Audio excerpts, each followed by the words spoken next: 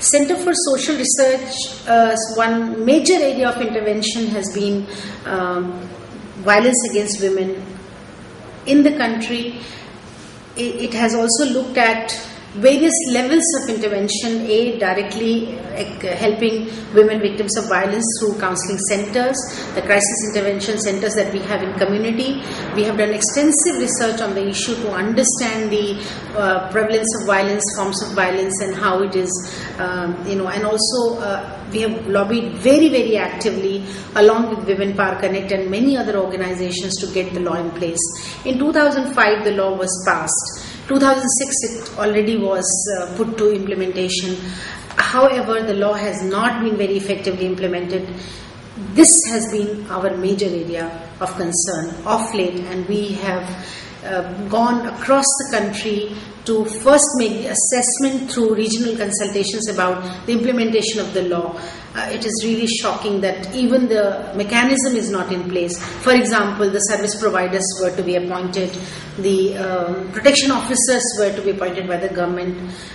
There is need for a very greater awareness among the community so that women sitting in the rural area, in the interior of the country, will know that there is a way to protect her from all forms of domestic violence. There is a law she can really make use of, and she can protect herself. But governments have not done that. So in first round, when we found all these loopholes, the drawbacks, the problems in implementation of Domestic Violence Act, we went into the next phase of activity, and we identified the states where it is the most problematic state, and we have ourselves decided to take training of the protection officers and service providers who are, to our horror and shock, we discovered that even when they have been identified as service provider, they came to our training and said that we only knew after your invitation came for the training that we have been appointed as service providers. Same is the story about protection officers. A state like Maharashtra has 7,000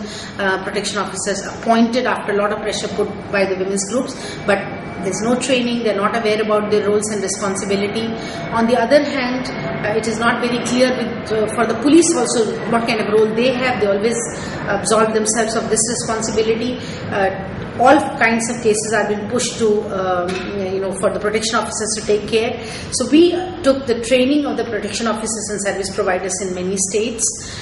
The story doesn't end here. We also went to the next step of the whole effort, where we have started reviewing what is happening in the region, that is South Asia region, what kind of a law exists. Is there a law to protect women against domestic violence or not? There are, in our research, we have found that 4 countries have laws to protect women against domestic violence, that is Afghanistan, India, Nepal and Sri Lanka. However, Pakistan drafted a law which has lapsed because they could not present it to the parliament, and the Maldives, Bhutan and Bangladesh doesn't even have the law to protect women. So we are now going, we had meetings in Sri Lanka, then in Dhaka, and now in Nepal to see that the region gets mobilized and women's groups come together to be able to evolve a strategy to get the law in place, and if the law is in place, then if it is getting implemented or not. The second purpose of this whole effort also is to, which we met in Kathmandu, to look at the possibility of having a SARC convention on protecting women against domestic violence. We met the SARC Secretariat after the consultation, and we have presented our lobbying document to the SARC, and we hope that something will come up soon, if not a convention at this stage, at least a charter which will declare South Asia as violence-free zone for women, and also a clear intention of the governments to create conditions in our countries where zero tolerance will be for violence against women.